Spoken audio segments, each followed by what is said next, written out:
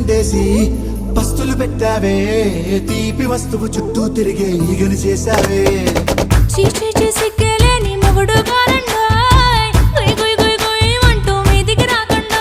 why గంపెడి పిల్లలతో ఇంటిని నింపావే సాపాదిండు సంసారాన్ని మేడెక్కించావే ఇరుగు పొరుగు ముందు సరసాల తండా రాకెట్టి